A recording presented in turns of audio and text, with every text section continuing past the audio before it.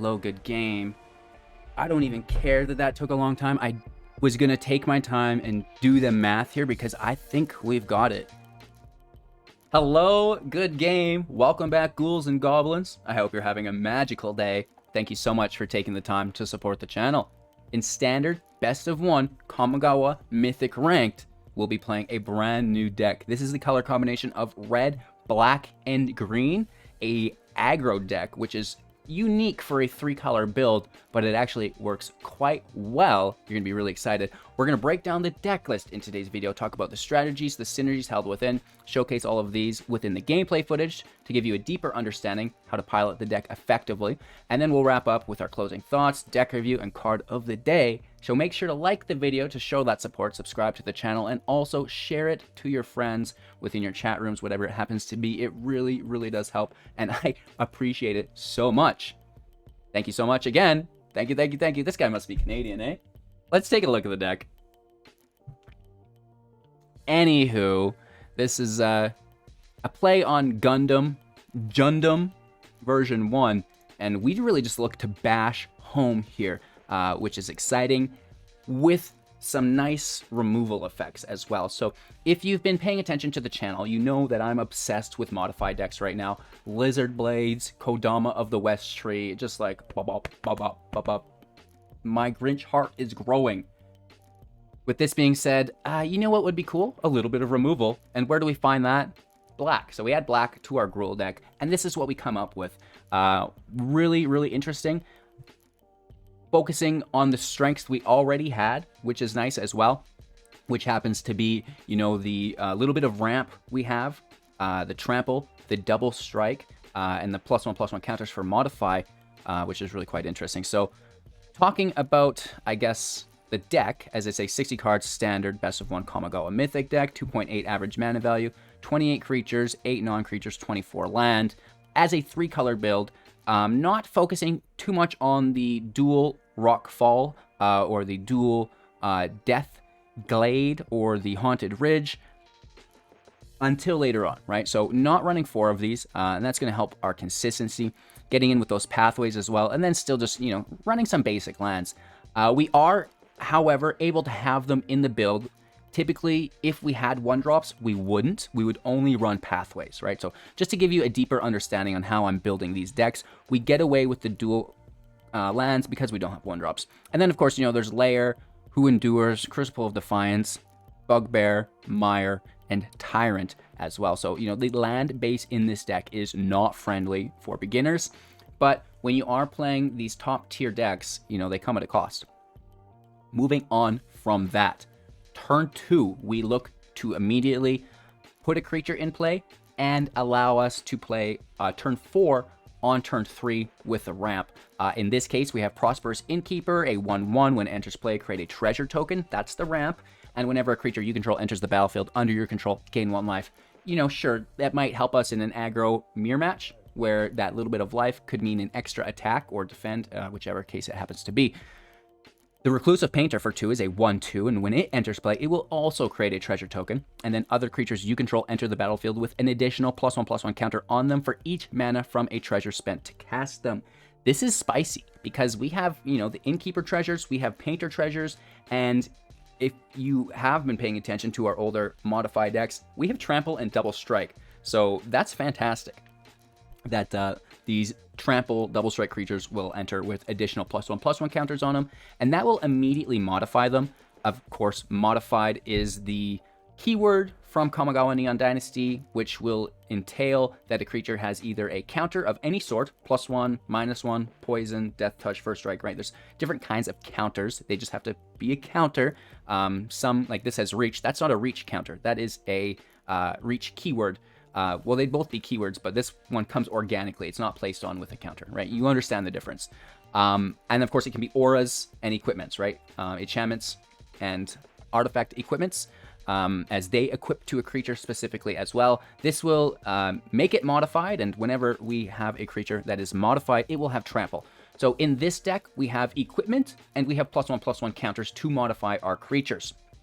This is really cool because this will give trample to everything. Of course, we have some trample organically as well through the new edition of Bloodvial Purveyor. Now, this is fantastic. So we talk about playing on turn 2 with the Innkeeper, with the Painter, and then we can play a turn 4 on turn 3 that now gets buffed through the +1/+1, becomes a modified creature immediately. The Purveyor doesn't need to be modified as it already has trample, but the +1/+1, you know, you still can't complain about that. That's fantastic. As a 5/6, which will enter as a 6/7 with flying and trample. Whenever they cast, create a blood token, and then when you attack, it gets +1/+0 for each blood token they control, which is pretty crazy considering it has trample and considering we're going to give it double strike, right?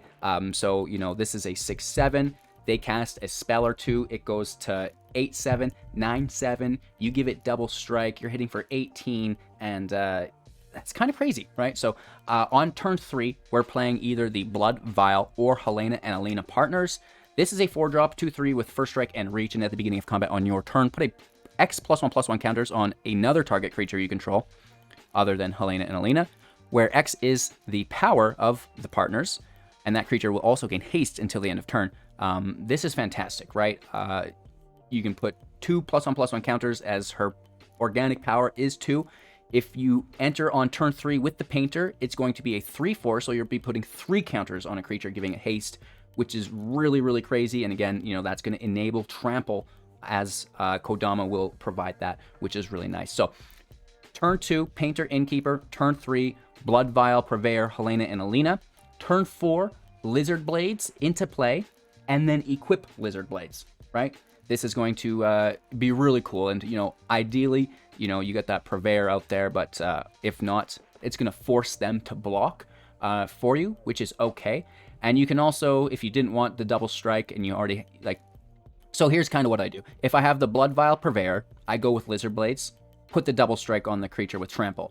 If I have Helena and Alina out, I'll play Kodama of the West Tree, then give everybody trample, right? So to make sure that you're dealing consistent damage as early on as possible is the key. And it's done through those 2 different variants of your attack playline. With this being said, Infernal Grasp removal, destroy target creature, you lose 2 life. We have the Innkeeper to gain life. It's not that big of a deal. We also have Hitsugu Consumes All, which is very fun within the build for 3 mana. And the reason we don't have any 1-drops. Destroy each non-land permanent with mana value 1 or less. Keep in mind, this means your treasure and blood token artifacts as well. Exile all graveyards, and then exile Consumes All, transform it into Vessel of the All-Consuming as a 3/3 with trample, right? That's the favorite part of this. And whenever it deals damage, put a +1/+1 counter on it. If it has double strike through the Lizard Blades, it'll attack for 3 if we don't have Helena and Alina. And then it will grab the counter through the first strike and then hit for 4 for a total of 7, which is very, very nice. And again, we can easily push this up with Helena and Alina and actually activate that WinCon ability, which is really interesting. Not that the deck needs it, but hey, why not, right? It's insult to injury at a certain point. We have the Seeker here. This is a 2/3 for 3. Daybound, Nightbound, 3/4, +1/+0, plus trample, plus haste. Daybound, to recap, because I messed that up, +1/+0, haste, Daybound, Nightbound, +2/+0, haste, and trample, which is really cool. So we can just throw these in there. They have haste, and we're going to get a bunch of damage in. They can give other things haste, which is pretty cool as well. And that's the deck, right? It's a really simple deck. There's not a lot going on in here, and it really plays fairly consistently. Your draw hands want to consist of a turn 2 ramp. There's 8 turn 2 ramps in the build. You're going to find one, and then that should hook you up for a turn 3, turn 4 drop. If not, you know, there's plenty of 3 drops in here as well, and more 2 drops that you can get with. So really liking this deck. Things that it is lacking, potentially a draw engine, but it's an aggro deck. I don't think it really needs one. Just smash home. It basically has a reverse draw engine. Well, no, not really reverse. Kodama thins our library is what I mean to say. So whenever a modified creature deals damage, we get to pull a land and put it in tapped, which A, is fantastic for our next turn because we can just like fold out everything because now we have a lot of land. But B, it thins your library, so the chances of you actually pulling land off the top for your draw step have been reduced drastically, which is nice. So, you know, it does help the draw at least. However, there is no hard draw here, but again, I don't think we really need it. That's the deck. I hope you guys enjoy. Today we'll be playing in Mythic rank, not only against the best decks in the world, but also the best players in the world, which is really cool. So make sure to like the video, show your support, subscribe to the channel, show it to your friends, your family, you know, your play groups, all the nerds you know. Bring them on over to YouTube. Meet Hello Good Game, and I'll show them some cool decks, all right? Cheers. Enjoy today's gameplay. Don't forget to watch to the end because we've got some secrets. We've got the secrets. And, of course, card of the day.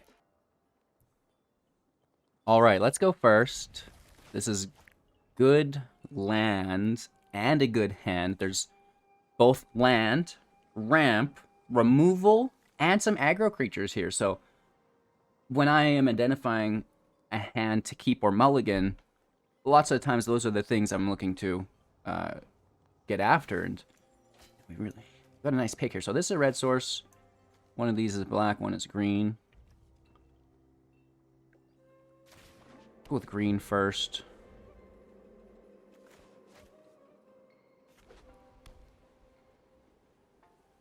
Mono white potentially? Absolutely.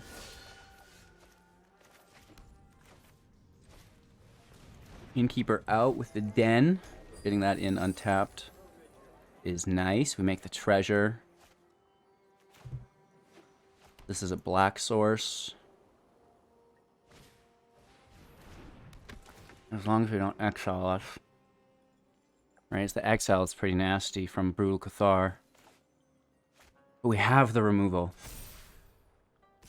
Just go for it. Go big. Go big or go home, HGG. No blocks. Down to 17.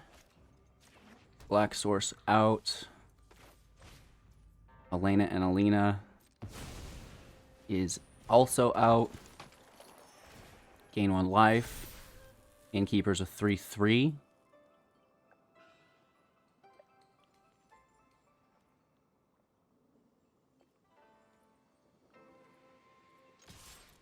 I'm going to take my swing. Could be greedy, but yay, we're an aggro deck. Let's go. Do they have a turn 3 exile? This is where things go from bad to worse. And it's the appropriate exile as well. Right. Brutal Cathar, we could kind of grab our creature back there, but not this way. And then they can push to the Luminarch if they wanted. Yikes. Okay, that kind of sucks. That kind of sucks.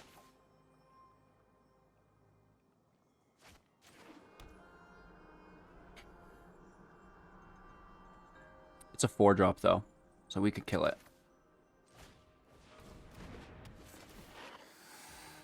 Blizzard Blades, gain a life. Still swing because, you know, if you're going to be greedy, you may as well at least stick with it. See if it pans out or not.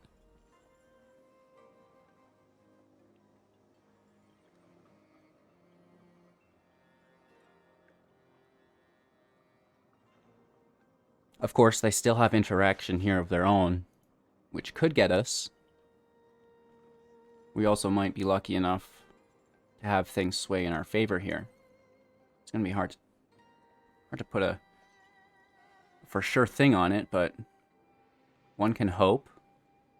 They're thinking about their options here. Ropes are up.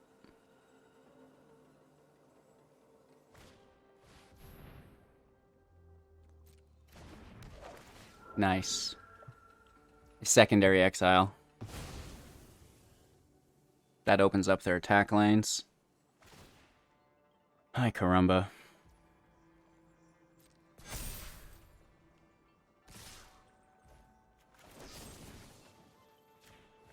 Kill the Skyclave.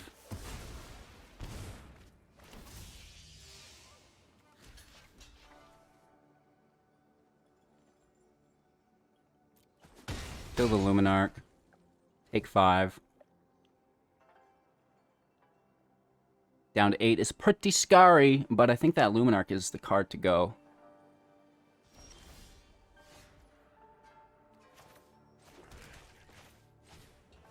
We gain 1 life here, which is nice.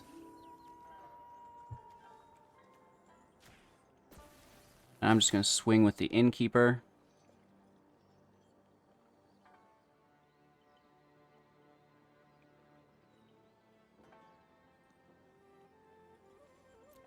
Yeah. Maybe that's a mistake. Because if they have a Brutal Cathar, which would be their 3rd exile in a row, exile creature in a row, I guess that would be the worst thing for us, right? We're taking them down to 10. We are keeping pace. We just need a nice top deck here.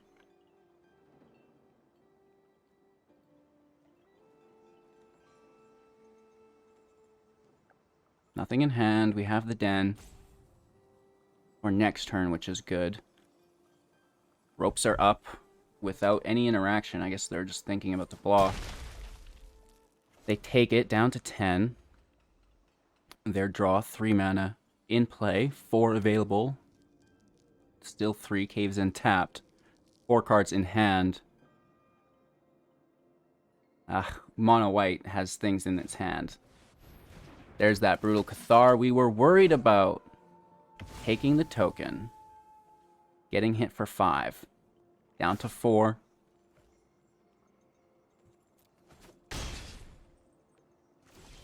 And we don't have a drop. So it switches to night.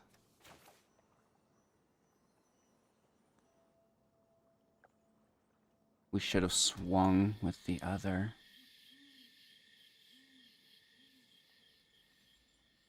And even at best, we're only swinging for 10. And we have no defender for that next 5 damage. And we gain 1 up to 5 as well.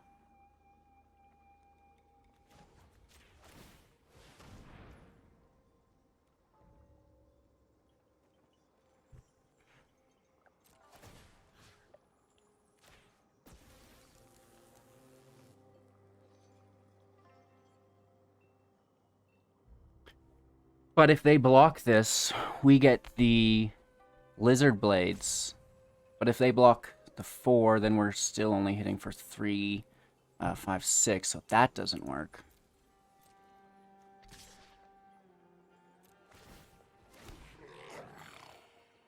Gain 1 life, up to 5. We have 2 blockers. And we're hitting, hopefully, that Brutal Cathar out of here with the land. I don't think they want to trade the Skyclave, but they might because they just take the token on flip. On, like, the next flip, I have to say double cast from their hand, right? Ooh-wee, this is a close one.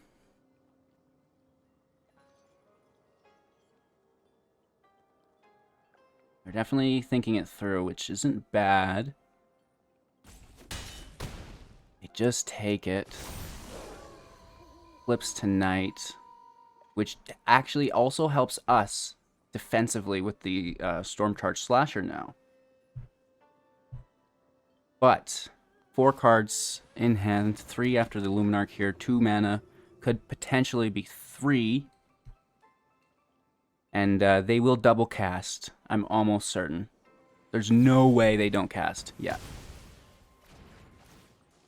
Nice. That is a good game. Quick maths, quick maths. We block the 5 and we still take 5. We'd actually be still taking 6. Going first with turn 2 ramp. Uh-oh.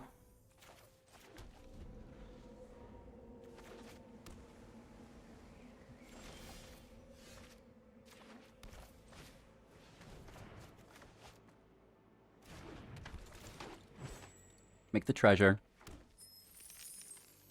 What are we facing off against? It must be an Is It build.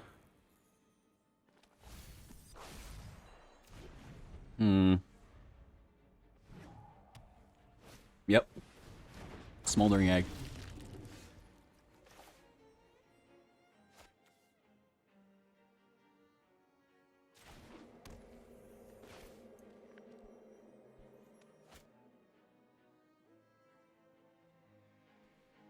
Now, what if we went green, red, Innkeeper?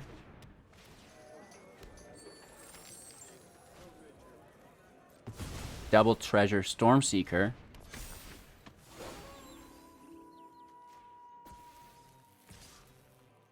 Swing for 5.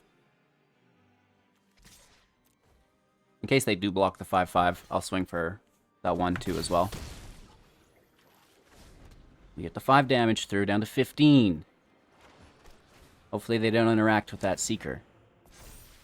Trying to dodge a Fading Hope.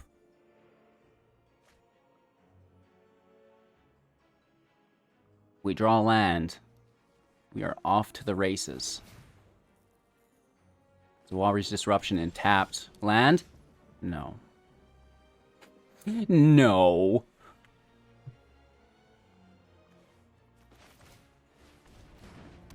Blizzard Blades is a go. Gain 1 life. Push it up. All attack. 10 damage represented here. Down to 5. No, well, they blocked 1, so down to 6.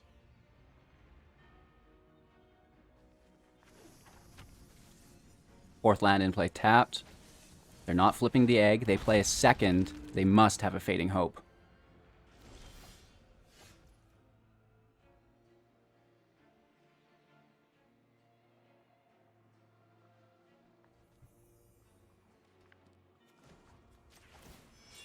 Blades on the Painter.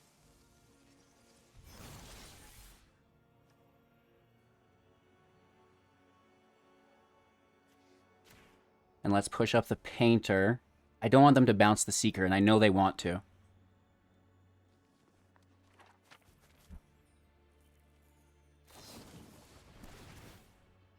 They still do. Oh, it's a tap. Okay. We kill the 1 egg. Now things get pretty risky biscuits here. We do have trample on the Slasher, so they have to double cast this turn. Exit 3, it flips at 7. So they can flip this egg here and still cast for 1 to deal 2 damage to something. Which we have to assume they have, which means the Slasher gets bounced and this Painter's slayed. Ooh. There it is. That's what we needed. But we have double strike trample here. They're tapped.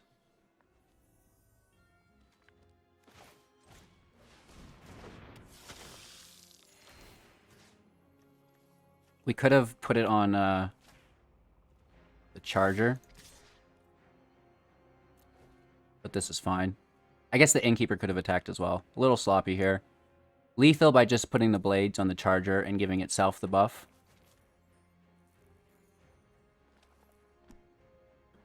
So they have to block them both, or it's lethal. Or no, I guess, yeah. Because this is, it's not going to happen. Quick maths. Quick maths. Hey, we beat an Izzet deck. That's nice. I've been getting pretty punished today, so it's nice to get a win under our belt. Beating 2 eggs and a Goldspan. That's not that bad. On the draw, turn 2 ramp, turn 3 smash, and turn 4 super equip. So we are in slow with the green source, which we'll need. And then let's throw out a red source, I suppose. They whiffed. Incredible. Let's actually make this a black source again. And then the Veil for the Blood Vial. And hopefully there's no removal. Probably is. Just leave us alone.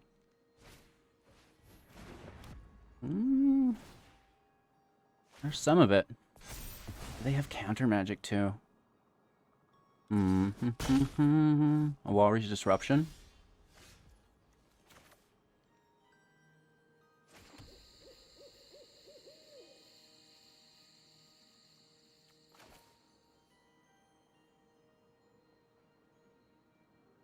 Do they have a Warriors Disruption? They're an artifact deck. Why would they have Warriors Disruption? Because they play blue.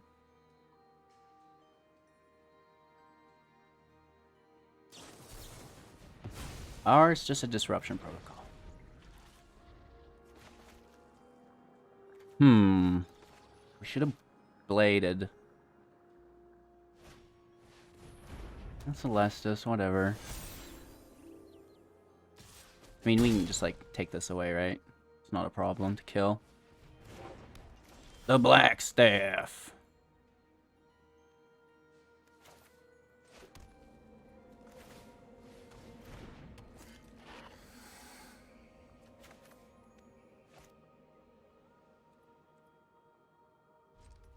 What if they make a 4/4?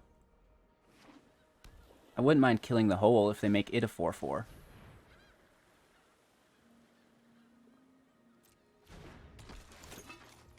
Yikes. Ingenious Smith, grabbing the draw.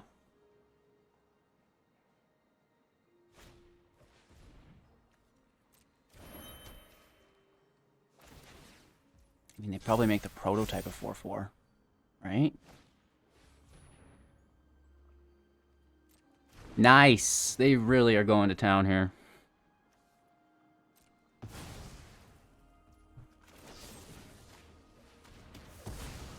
Kill the 4/4. Save ourselves 2 damage. Breaking. Or not breaking, flooding, sorry.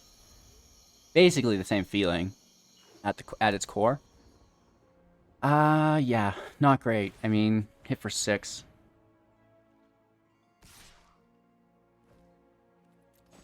No blocks, only hit for 4, down to 9. Can we grab something cool off the top? They're drawing and discarding. It was a Doomscar.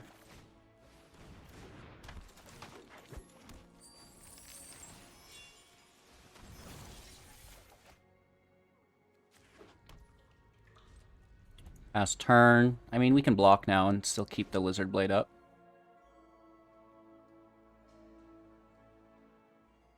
I mean, it's not great, but...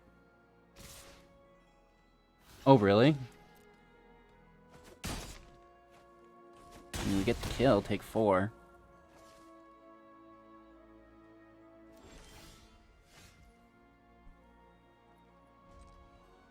Another land.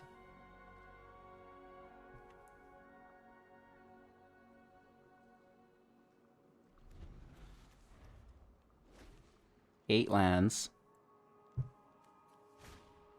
Opponent only has 5. That's fantastic. They could take us down to 1 if they minus. Yeah. This is what real progress looks like. It doesn't matter where a block goes.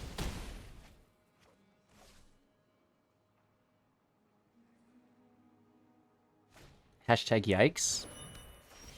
They should have kept that in hand to bounce whatever I were to play. Just saying. Only the Celestis was a 1 mana. We get the holes though, right? And that's actually going to help us, believe it or not. It could have been a much better occasion for us than this, but hey, what do you do?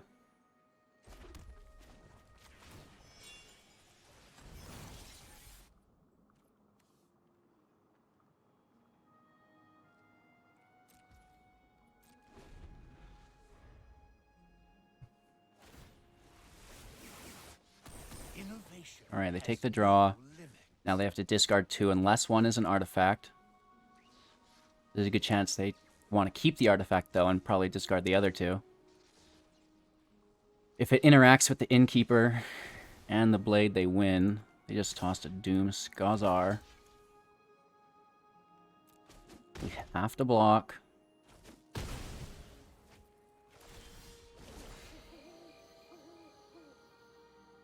They draw and then discard, which is, again, is very good for them.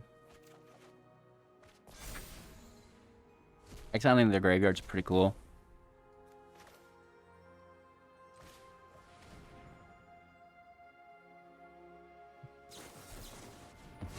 Oh, no. No! Close game. I mean, we're just not quite top decking what we need. The consumes all kept us in there. Probably longer than we should have already been here, but... Hey, what do you do? It has Summoning Sickness, it can't attack, so they may as well plus Tezzeret. Right, do the draw, discard. I guess, I don't know. Oh, they just have removal and they win? Nice. Good game. Land wins the game. That's pretty close. You know, we almost held on. And we could have gained a foothold here without, you know, more than double the land as our opponent. I think we could have made... On the draw, turn 2 ramp, turn 4 payoff. And we find the third land. Bail out first, Hive in second with the Innkeeper. We have some 3-drops here as well.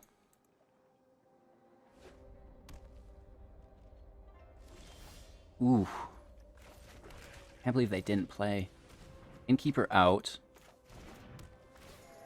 We have a turn 3 partners. Alana and Elena. Coming down dirty.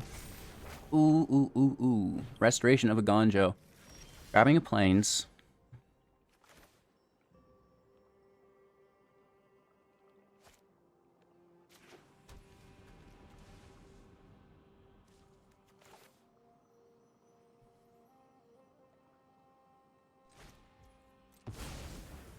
Hopefully it doesn't get wrecked. We hit for 3.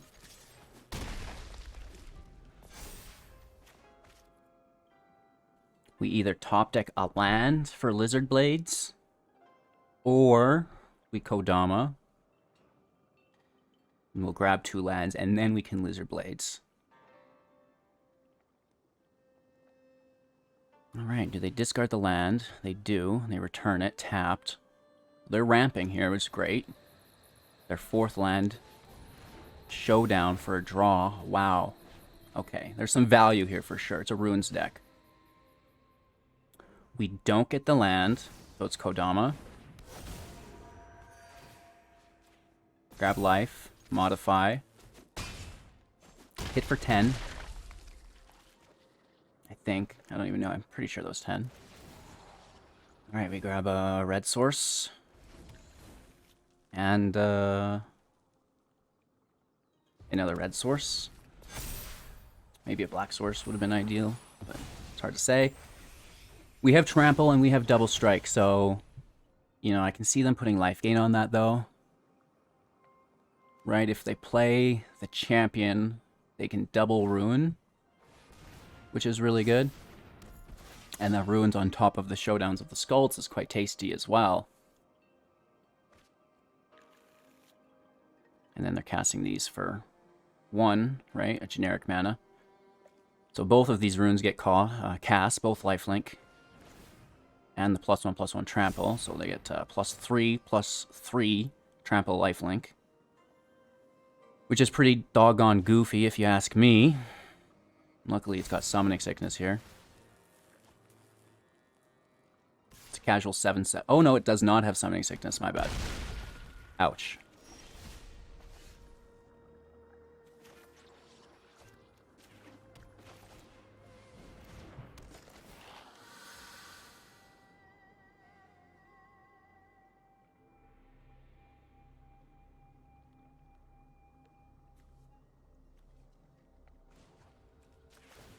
I guess we should have paintered first.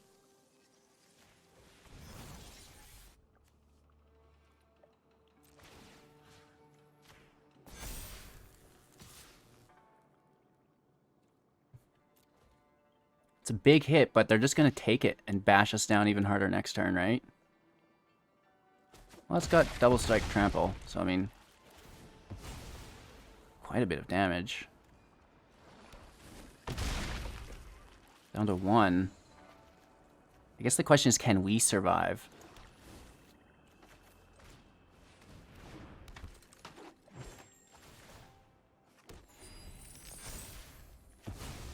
We have 2 Stormseekers with haste if we can. Naturalist is good. Right, reduces stuff. So maybe they quad drop on us. Yikes, this life gain's silly. And the vigilance is silly too. But the double seekers can push up the double strike. Right, so it'll hit for an additional 4 in total. As long as it doesn't get exiled, which it very may well. Gaining a lot of life. Oh, that's a lot of life, man. Plus another land. Good for them. And now a Rune of Speed on the Naturalist. Okay, we actually are in trouble of dying, apparently. Apparently. Because they're casting runes for free.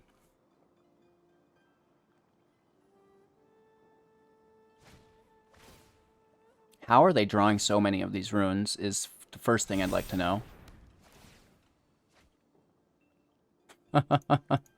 That's game. Oh no, only the one has trample. They need a green rune on the Architect, which I'm assuming they have. But still, look at, like, that's 20 plus life. That's still a good game. They got really lucky on the lotto draw here, for sure. How? Do they not have lands in their deck? 1, 2, 3, 4, 5, 6, 7 runes already.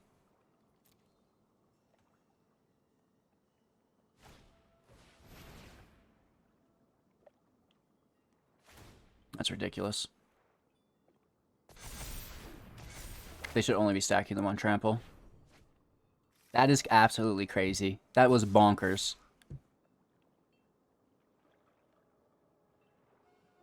Wow. We're taking 12 here.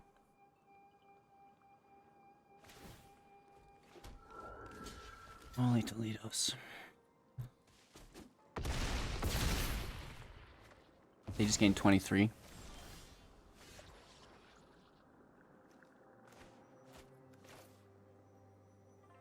So first off, brig off.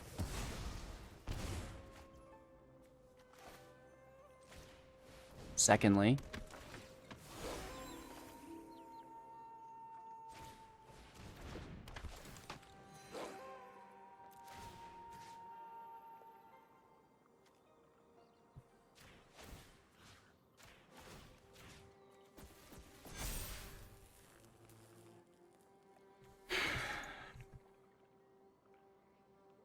this is 22 damage, which isn't enough, and we're tapped. And then they hit us for, like, the super strike.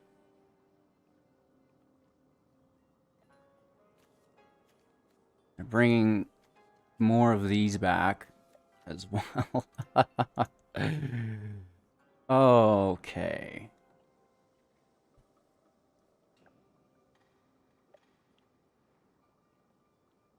Maybe we should have went on everyone. But the double strike is so much better.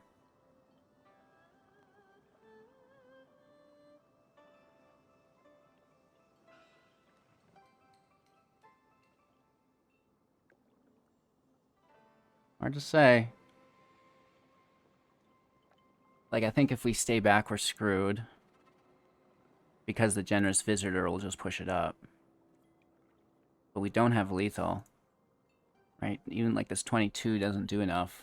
Because then they're just going to gain a bunch of that back. If it had Vigilance, now that's something else to consider.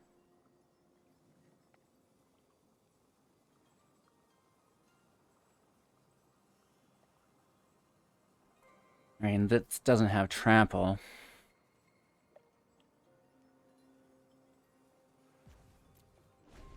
I think we just have to let him take it.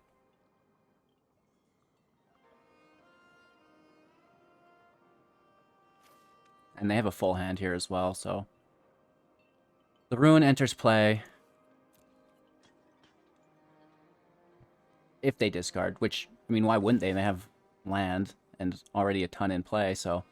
Toss the land, bring in a Ruin, take a draw. Oh, absolutely. And then this is a Not a cast, so it doesn't trigger the visitor. Kami is massive, though. Trample. Another. Third land, 3 cards in hand.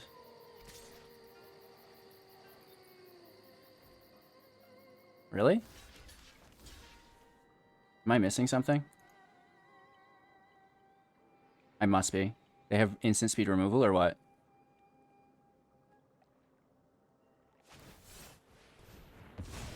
Oh!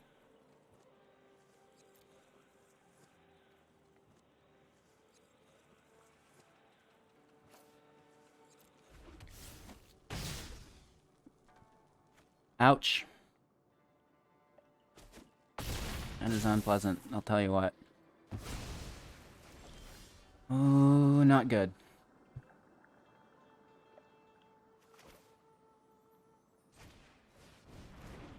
Can't believe they killed our lizard blade.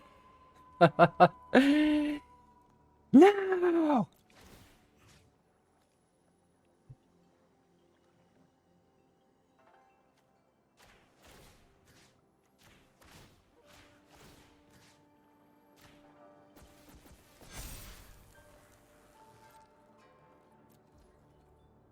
Pretty sure we still die. But we can have faith.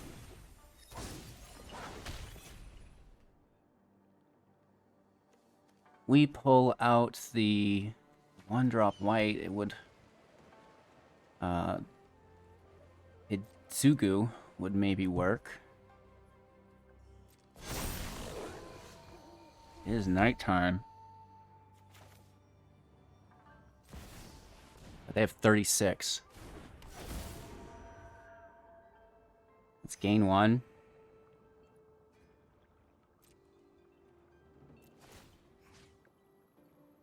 If only we had double strike, because this is a lot of trample. Oh my gosh, let's push up the tree, because it has reach. Let me push up Helena, because then the Helena puts permanent counters on the tree that are quite extensive. So we could hit 4. It's not, they just have so much life, and we have our back up against the wall here. Yeah, like we get it for 16, 27 damage. 30, 33, 36 damage without any blocks. Actually 39 with the land.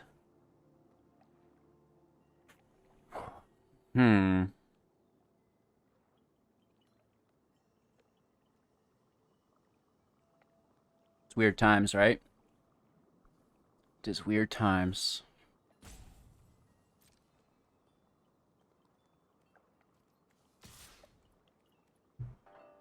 I'm going to smash with Helena and Alina. And then I'm going to replay it.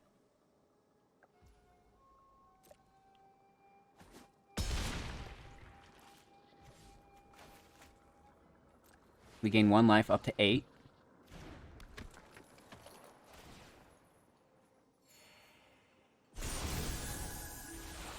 Oh, but we flipped it tonight. Or today, which actually was maybe bad. Oh, but this is game for them. For sure, this is a good game for them. Oof. Gonna give, like, plus 2,000 to something. It's a 9/9. Land in play. Oh my gosh. Do they attack? No? Oh, he pulls a friggin' land.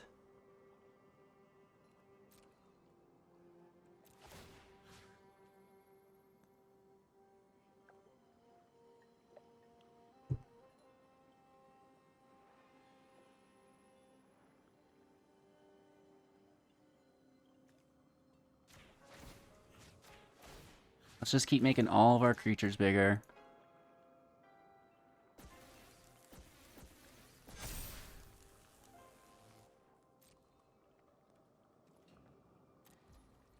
They're still at 28, so like we're not striking for lethal. We flipped tonight, which is nice. This is a little bit ridiculous here. It's a 9/9 again. Naturalist out. Goes to 10/10. 11/11. There you go. Guess we should have maybe pushed the tree up more. Shoot.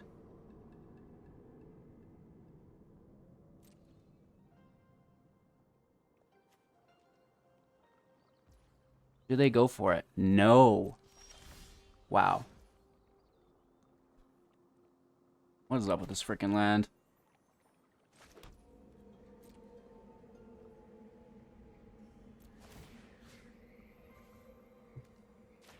I guess Kodama gets more love.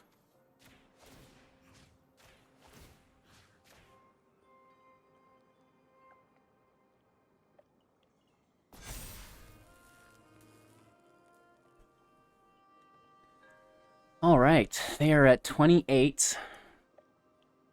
We have 19, 28, 27, 35, 40, 3 trample damage.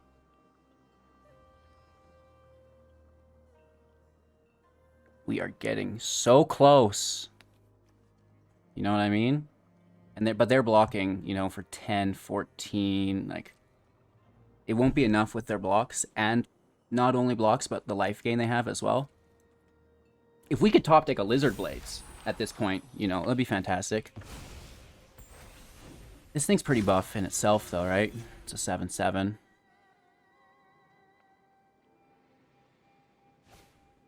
As long as they don't get Exile. Another Rune Forge, which ignites the draw again. And there's runes in the grave they could take. I don't know why they drew from the library. They should have taken a rune from the graveyard. And it's trample +1/+1 with the draw and the generous visitors counter. Plus the commies go up. Not good. And they get a draw, which is terrible. Just a land. Okay. They gained a lot of defense that turn.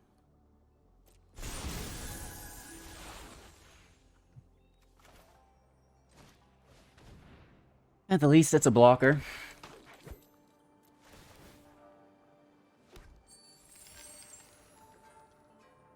Okay. Oh, do we want to give everyone trample? Because we could modify, and I think we do. Low good game. I don't even care that that took a long time. I was going to take my time and do the math here because I think we've got it. +1, 2, 3 on Helena and Alina. So she puts +5 on a Seeker. It goes to 7/8 with trample. So we have an 8/8, a 7/8, a 7/8, which is, you know, 15, 22. Plus another 19 trample damage for 41. And then, of course, 2 additional attackers for 4 to 44. And then the land is 47, in which they have 28. So that gets us to 19, right? 2 to 30.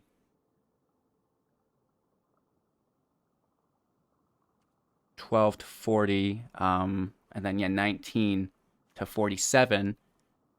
But they're blocking more than 19 damage here, and they have life gain, right? So it would have progressed a little bit longer here, I think. Yeah, wow, what a match. I can't believe we got the win there. Unbelievable. Holy Toledos. Well, alrighty then.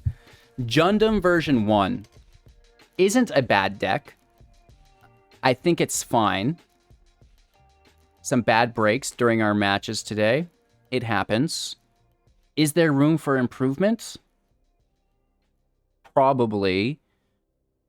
Obviously, you know, the painter Kodama and Elena and Alina could all potentially go down to 3 copies. Does that interfere with our consistency? Quite a bit. Is it always about being the #1 deck? No. We have to try new things to learn what works, what doesn't work, right? Experiment. Is this deck better separated into a Rakdos variant and a Gruul variant, or is Jund the way we want to go? Because, you know, we're adding the Purveyor, which is amazing, right? We did have Reiju, which was cool, good enough, doesn't have Trample, and doesn't have Flying. And then we get the Infernal Grasp, the Painter, which is additional ramp, which I think alone is worth it. And consumes all, which is not too terrible either. I like the build, you guys. Like, I have a hard time saying that, no, this wasn't good enough and we have to change it, because, you know, I can actually probably stand behind this, and I think I would play this. Maybe we could, like I said, drop some of the legendaries and add protection, right? So we're not getting removed.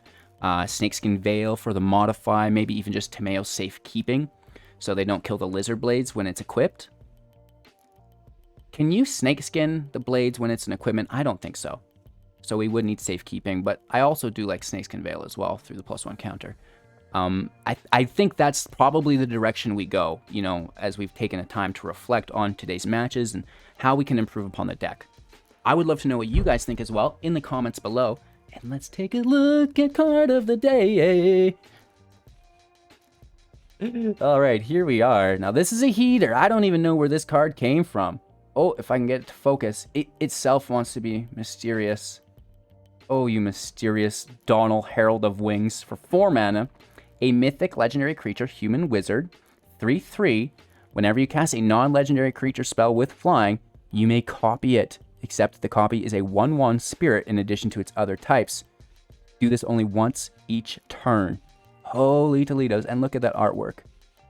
Looks a little bit like Alrund's best friend, right? He's just feeding his ravens, man. Gotta love it. So, Titan Shield, Linktree, if you want cool protection like this and you don't wreck your cool cards, which is awesome.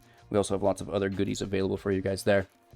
Thank you so much for watching. Make sure to like the video, subscribe to the channel, share it to your friends, your families, your gophers. Who cares, man? Try to help the channel in any way you can. No, it's just cool to hang out with you guys. Have a magical day, and we'll see you soon.